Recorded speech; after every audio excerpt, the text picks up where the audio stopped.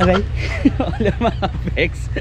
Aray ka, hola mga Bex. Nandito kami sa Vietbil, ang isa sa mga tourist spot ng Puerto Princesa. So, yung Vietbil is a village ng mga Vietnamese ng mga sinaunang panahon. Well, ayun mga Bex, so tutuklasin natin ano nga ba ang meron dito sa Vietbil na ito. So far sa entrance pa lang makikita niyo yung parang restaurant, and so mamaya balikin ko kayo mga Bex kung ano meron dito. Tulog na tayo maghapon na. Huwag na tayo lumabas. Papagod na ako. Pero yung mga Bex, dito sa Vietbil, syempre village to ng mga Vietnamese. And then syempre may ino-offer sila dito syempre resto ng Vietnamese food. And syempre ang isa doon sa mga pinupuntahan dito is ang temple nila. So puntahan natin yan, papasyalan natin yung Vietbil nila dito. And then hanap ulit tayo pa after dito,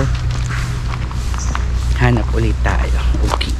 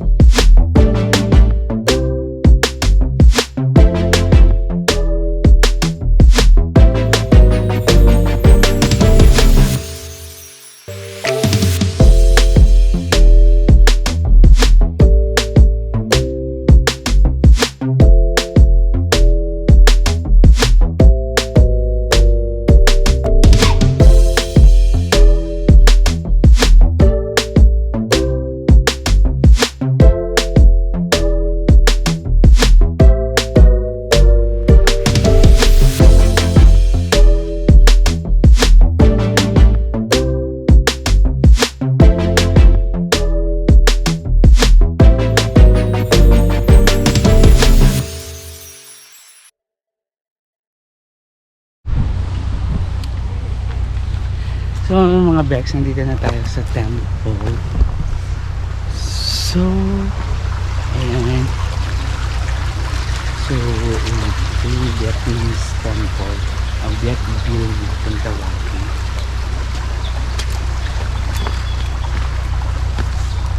Sobrang mapuno.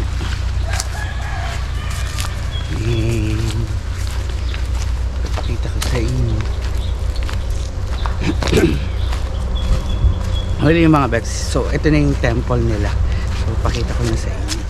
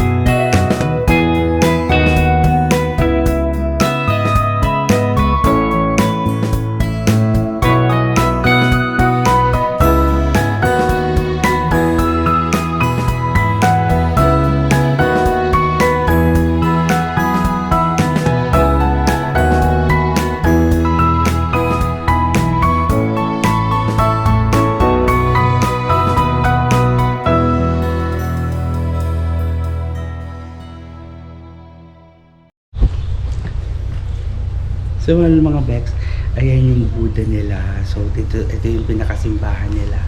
And dito sila nag-offer. Hindi ako makapag-offer kasi wala silang incense, so ako nakikita. So ay mga Bex, so yun, lipat na ulit tayo. Wala akong masyadong masabi. Bawal yata maingay dito. But napakaganda ng village na to kasi napaka puno, malamig, damang-dama mo na talagang simoy ng Pasko dito. And ang isa pa sa pinakamaganda dito is yung ano nila rito. So sobrang tahimik. So talagang makakapag-reminisce ka kung ano man ang pinagdadaanan mo sa buhay. Well mga Bex, ito pa mga pasilip natin.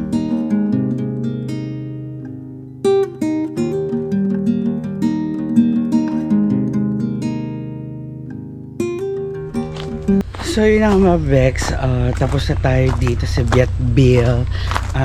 So walang masyado namang mapupuntahan dito sa Vietville kung di yung temple lang nila.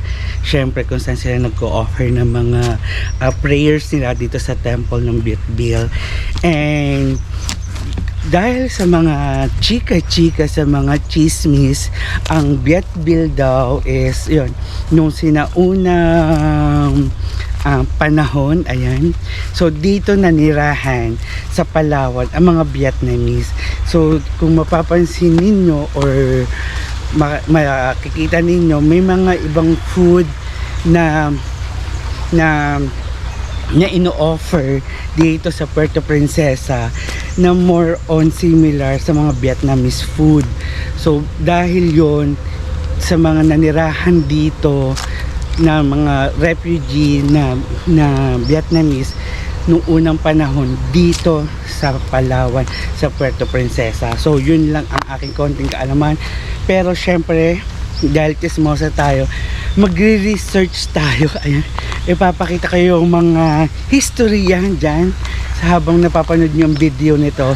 So nababasa ninyo yung mga history kung ano nga ba ang Vietville dito sa Palawan, Puerto Princesa. Pero I suggest kung nasa bucket list ng Puerto Princesa, just make sure na makakadaan din kayo dito sa Vietville. And syempre tikman nyo na rin yung kanilang pagkain kasi very authentic yung food nila dito sa Vietville. Hindi ko lang talaga mabanggit kung ano ang tawag, but ipa-flash ko yan dito kung ano ang pangalan ng pagkain nila dito. Hinihingal ako. Pero mga Bex, nakita-kita tayo mamaya.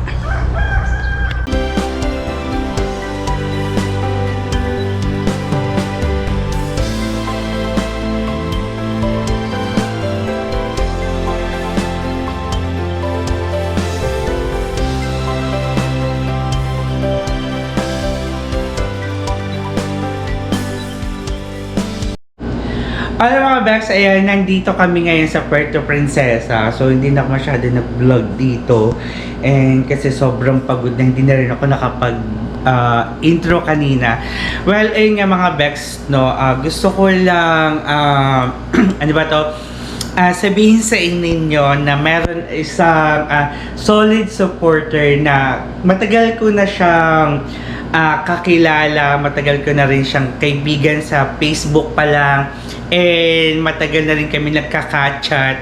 Pero ayun nga no, nabigyan tayo ng pagkakataon na makapunta dito sa Puerto Princesa. Siyempre, nung nalaman niya na andito tayo, so ayun na, talagang hindi na tayo nagdalawang isip o hindi na siya nagdalawang isip na i-message tayo and para kitain tayo. Siyempre, buti na lang siguro madalas nyo naman to nakikita na laging suot ng Baklang Chismosa. So, bilang pasasalamat, iiwan natin yung isa sa mga pinakamamahal nating damit ng Baklang Chismosa sa kanya kasi nandiyan Baklang Chismosa.